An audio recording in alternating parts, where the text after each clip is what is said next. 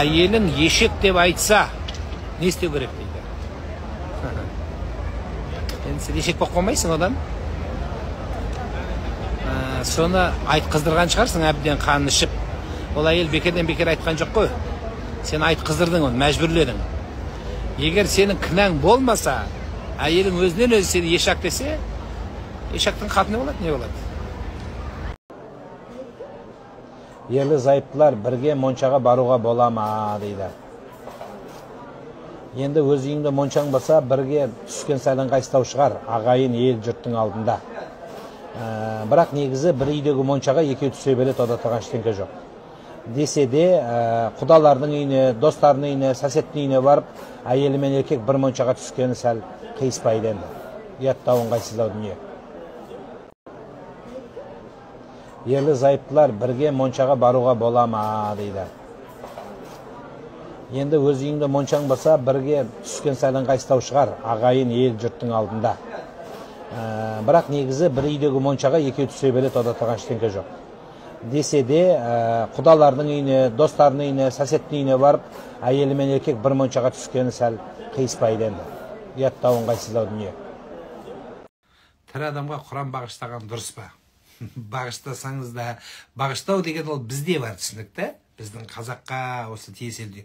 Бағыштамасаңыз Құранды шығып, Құран оқып болғанын, енді мынау мен бағыштамады ғой, не істеймін енді, оңға кетейін бе, солға кетейін бе, ни туда, ни суда болып қалдым ғой деп, Құран қалып қалмайды. Құран бөлініп кете береді жаным. Ол Құран оқылу үшін өлу не обязательно. Біздікілер өлу керексің ғой сен. Өлгеннен кейін ғана саған оқиды. Сен Құранды оқи бер, сауап тұра береді, Құда қаласа. Ол жерде каму деген адрес болмайды. Каму, куда деген конверттердің сыртында болады ғой. Ондай болмайды Құранның сауабында. Мысалы, сіз садаққа берген кезде каму, таму деп айтпайсыз ғой. Мынаған, анаған да. Ол өз есін тауып ала береді. Сіздің әке-шешеңізге барады, сіздің ата-шешеңіздің әке-шешесіне барады. Адам атаға дейін сауап, Құдайдың сауабы жетеді, бәріне теңдей бөліп береді. Уайымдамаңыз. Ырымға сенуге бола ма дейді. Ырымға сенуге бола ма дейді. Ырым егер қазақтың дәстүріне, шариғатқа қарсы болмаса, ол жақсы ырым бар. Мысалы, пышақты былай берме. Жақсы ырым ба? Жақсы ырым. Босағада тұрма, басыңа қолыңды қойма. Бұл жақсы ырым. Бұл жақсы ырым. Бұл адамды тәрбиелейтін, бұл этика, эстетика үйрететін. Жағыңды таянба. Жаман нәрсе ме? Жақсы нәрсе. Мына жерде без бар. Бұл сол сияқты, бұл тәрбиелік мәні бар. Енді оны біздің қазақты тәрбиелеген, осы сөзді жазбасаңыздар болады. Қазақты тәрбиелеген 3 ауыз сөз. Ұят болады, жаман болады, және обал болады. Осы 3 ауыз сөзбен ата-бабамыз адаспай, басқа жолға түспей, бізді дінімізді, елімізді осы күнге алып келді. Мен осы күнге алып келді. Енді біз болмайтын нәрсеге таласып жүрміз. Сондықтан ардақтылар, біздің салтымыздың кейбіреуі дәстүрлеріміздің ішінде ырымы салтымызға сиятын дәстүрлер бар. Оған қарсы шығудың керегі жоқ. Сондықтан енді болады бір воздух, мынандай столбының астынан өтсең, бойың өспей қалады, лилипут болып қаласың десе, енді айтамыз, енді ештеңе етпейді дейміз, өте береміз. Басқа жол болса, енді жол жоқ болса, жол бар болса өтпейміз, өйткені тоғырады жерден, жаман болады.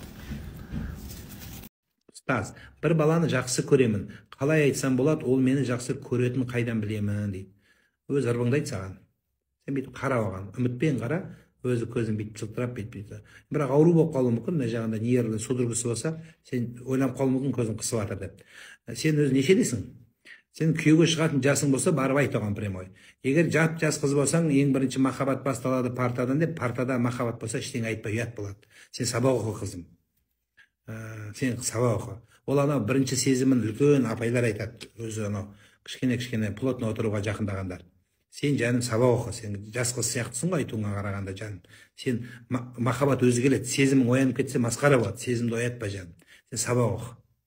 28-демін, күйеуге тию керек. Онда кете бер жаным. Көзіңді жұмды артқа қарама. Кете бер. 28 екенсің. Бағың ашылсын жаным. Өлгеннен кейін дейді, өмір бар екенін дейді, білеміз дейді. Амин. Сол өмірде қанша жаста тірілеміз дейді. Әне маңызды ғой біздің қазақтарға, сондай жерлер маңызды. Өзі қанша жаста болам, түрім қандай болады, шашым қандай болады. Өзім баяғыда өзі брюнет едім, кейін блондинка болып кеттім. Сол блондинкамен тірілем ба, брюнетпен тірілем ба? Екі күйеуге тиіп едім. Бірінші күйеуіммен қосылам, жүрем ме қасымда? Жоқ. Екінші күйеумен қосылам ба? Үш қатын алып едім, қай қатыныммен болам деген. Бізге осындай моменттер қызық та. Құрметтілер, қайтесіз, қанша жаста болыңыз? Біреу 30 жаста дейді, біреу 25 жаста дейді. Әртүрлі. Ол маңызды емес. Сол күйде Құдайдың алдына тұрғанда, мына екі бетіміз тілініп, ұятымыз ашылып, Алланың Саттар деген есімі бар. Жасырушы болып тұрылуы сол маңызды бізде. Бізде сол маңызды. Шөпті шегіп дейді, намаз оқуға бола ма дейді. Солай ма? Сотталып кетесің қой. Полицейскийлер, кәмбештіктер қарап отыр мен эфирімді. Үйге кеп тұрмасын, ассалаумағалейкум, участковый бәленбай деп. Үйде оң аяқпен кіріп, сол аяқпен шығу жақсы болады, бірақ міндет емес. Мысалы, байқамай сол аяқпен кіріп кетсең, ойбай деп артқа шығыпсың, қайта задний қосып, қайта кіріп, қайта сөйтіп жеткен өмір өтіп кетеді жаңағы есіктің аузында. Жоқ, кіретін бол, кіре береді бол, кіріп кеттің. Оны алдын ала дайындау керек. Ұстаз, таң намазын оқып отырсам, таспих өзінен өзі үзіліп кетті. Нені білдіреді дейді? Жібі китайский екенін білдіреді. Жібі китайский оның. Сон новый жақсы жіп сатып аласында, сон арасынан өткізіп, қайтан тігіп қоясыз, болды, жүзмейді. Пластик лескамен істеп қойсаң, вообще үзілмейді. Балық ұстайтын бар ғой. Балық ұстайтын істесең, жақсы болады. Мүлде үзілмейтін болады жаным. Ұстаз, таң намазын оқып отырсам, таспих өзінен өзі үзіліп кетті. Нені білдіреді дейді? Жібі китайский екенін білдіреді. Жібі китайский оның. Сон новый жақсы жіп сатып аласында, сон арасынан өткізіп, қайтан тігіп қоясыз, болды, жүзмейді. Пластик лескамен істеп қойсаң, вообще үзілмейді. Балық ұстайтын бар ғой. Балық ұстайтын істесең, жақсы болады. Мүлде үзілмейтін болады жаным. Немеке, папам дейді, қатынымды, яғни келінін бір шапалақпен ұр дейді. Папама не деймін дейді.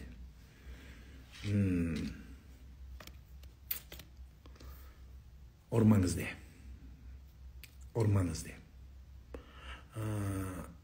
Қайната келінді ұруға хақысы жоқ. Ол оның тәрбиелеген, желкесінен өсіріп, тәрбиелеп, өсіріп, ақысын беріп, сіңірген қыз емес. Бізде анау қызымдай көрем деген далбаса, дұрыс емес ол. Келін, қыз ол. Түсінікті ма? Қайната ешқашан қол көтеруге болмайды. Қайната тұрмақ, өзінің әкесі қол көтермейді, ол қызын бейт мәпелеп өтеді. Шариғат қыздың өзін ұрма дейді. Қайнатан не нақысы бар? Не ақмақты ол келінді ұру деген? Ол сенің әлсіздігің. Енді сен әкеңе қол көтеріп жүрме енді, бірақ түсіндіріп айт. Көтермеңіз мен қолымды де. Қолыңызды менің әйеліме көтер. Ол сенің жекеменшігің. Қияметте қайнатадан сұралмайды, келіннен, әйелден сұралады. Енді содан кейін, сол ұрғаннан кейін, сол келін енді сенің папаңды папа деп бейт. Енді сондай қазақтың қыздары бар, мына жерде отырған мына, кешіруге дайын қыздар бар. Мүмкін жүрегінде қалатын шығар, бірақ қалса да кешіретін қыздар отыр, бар бізде. Сол сенің әйеліңді кешіреді. Бірақ бұл өмірлік дақ болып қалады. Әкесі ұрмаған ол қызды. Сен қалай ұрасың? Қайнатан қалай ұрады? Дұрыс емес. Ұрмаңыз де. Саған айтады, қатының сөзін сөйледім. Иә, сөйледім де. Кешіріңіз мен де. Ол менің аманатымды, мен онымен сөйлесем. Мен өзім жауап беремін. Ол мүмкін себебі де бар шығар ұрған. Ол оправдание емес. Бірақ бәрібір ұрғыздырма. Айт, мен өзім сөйлесем де. Мен өзім түзеймін де. Ол саған аманатқа келген. Ол таяқ жеу үшін келген жоқ сен үйіңе. Ол өз үйінен таяқ жемеген қыз. Енді сен үйіңнен кеп тамақ жеген не деген сөз? Тірі адамға Құран бағыштаған дұрыс па? Бағыштасаңыз да, бағыштау деген ол бізде бар, түсінікті? Біздің қазаққа осы тиеселді. Бағыштамасаңыз Құранды шығып, Құран оқып болғаннан енді мынау мен бағыштамады ғой, не істеймін енді, оңға кетейін бе, солға кетейін бе, ни туда, ни суда болып қалдым ғой деп Құран қалып қалмайды. Құран бөлініп кете береді жаным. Ол Құран оқылу үшін өлу не обязательно. Біздікілер өлу керексің ғой сен. Өлгеннен кейін ғана саған оқиды. Сен Құранды оқи бер. Сауап тұра береді, Құда қаласа. Ол жерде каму деген адрес болмайды. Каму, куда деген конверттердің сыртында болады ғой. Ондай болмайды Құран сауабында. Мысалы, сіз садақа берген кезде каму, таму деп айтпайсыз ғой. Мынаған, анаған да. Ол өз есін тауып ала береді. Сіздің әке-шешеңізге барады. Сіздің ата-шешеңіздің әке-шешесіне барады. Адам атаға дейін сауап, Құдайдың сауабы жетеді, бәріне теңдей бөліп береді. Уайымдамаңыз. Подписаться дегенді басып қойыңыздар. Алла разы болсын.